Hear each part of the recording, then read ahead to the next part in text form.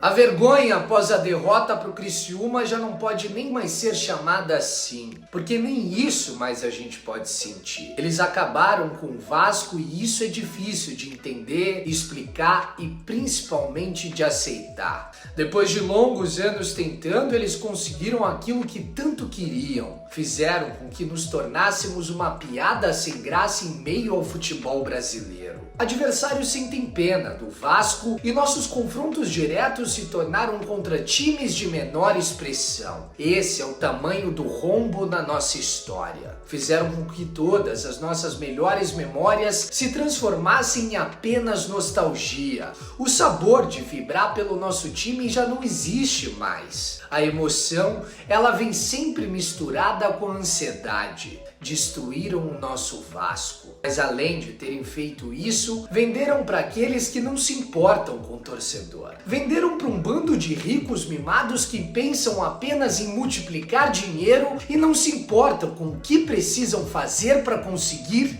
isso.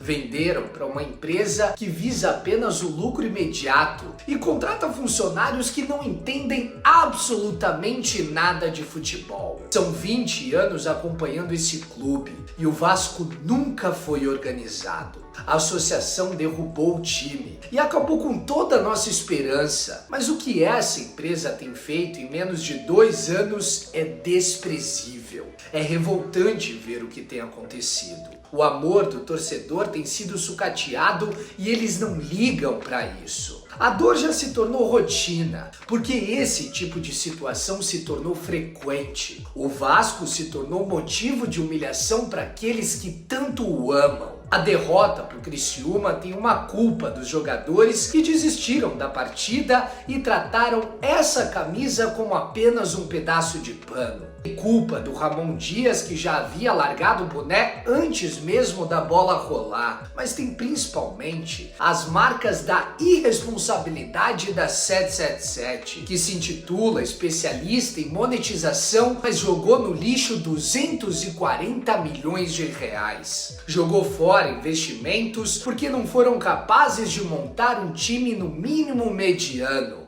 Em meio a problemas, repetem os mesmos erros cometidos em um passado recente. A saída do Luiz Melo, do Brax e do Barbieri não serviu de lição para nada diante dos amadores que comandam o nosso clube do coração. Tudo no Vasco piorou de um ano para o outro. O time é pior e nesse momento não temos um diretor executivo, um diretor comercial e agora sem técnico também. Tudo que temos é um CEO que não tem noção do planejamento do clube e fica omisso em meio a todo esse caos. O Vasco vive mais um ano de resistência. Só que dessa vez nós resistimos à imensa incompetência daqueles que não entendem nada de futebol. Se antes faltava dinheiro, agora falta cabeça. A demissão de Ramon Dias pode servir para maquiar a vergonha que é o trabalho da 777 para a imprensa. Porque para nós, torcedores que vivemos o dia a dia desse clube,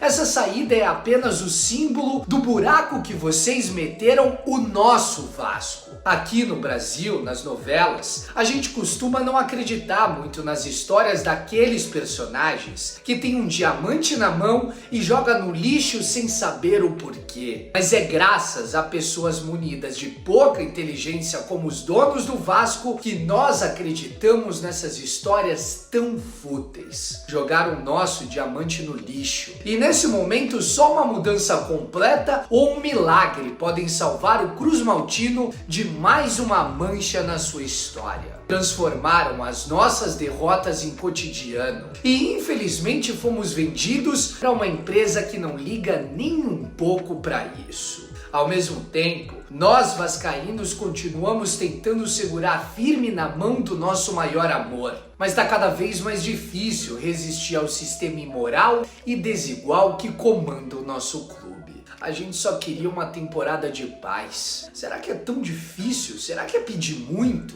A SAF era a única saída para um Vasco que respirava por aparelhos. Mas por que justo a nossa tinha que ser a pior SAF do país? Eu não consigo entender também o que acontece com o Clube de Regatas Vasco da Gama.